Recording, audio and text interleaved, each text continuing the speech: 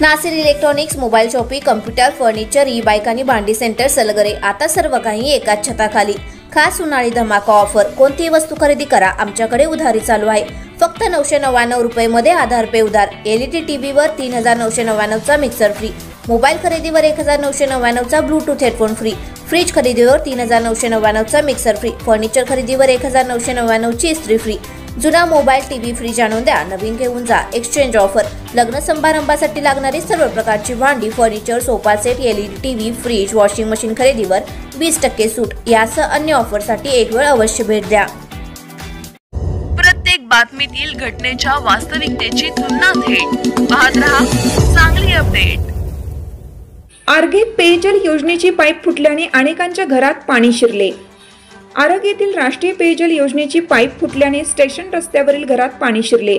रस्त्यावर अर्धा तास पाण्याचा प्रवाह सुरू होता. नुकताच डांबरी केलेल्या रस्त्यावर पेयजलचे पाणी वाहत होते. गेल्या अनेक दिवसापासून पेयजलच्या योजनेला गळती लागल्याचं गावात अनेक ठिकाणी दिसत आहे.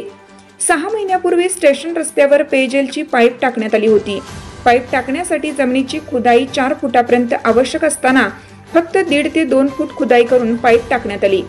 ऐन उन्हाळ्यात अनेक ठिकाणी पाईपलाईनला गळती लागली असून लाखो लिटर पाण्याची नासाडी होत आहे. याकडे ग्रामपंचायतीसह जलजीवन प्राधिकरण विभागाचे पूर्णतः दुर्लक्ष झाले. पेयजलच्या कामात मोठा भ्रष्टाचार झाला आहे. 13 कोटी रुपये पेयजल योजनेची वाट लागली आहे.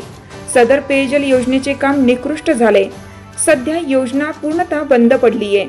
त्यामुळे ग्रामपंचायतीने 65 लाख रुपये खर्च करून पाझर तलावात नवीन विहीर काढली आहे. रस्त्याच्या कडेला कमी खुदाई करून पाईप टाकल्याने पाईप फुटण्याच्या घटना सारख्या घडत आहेत.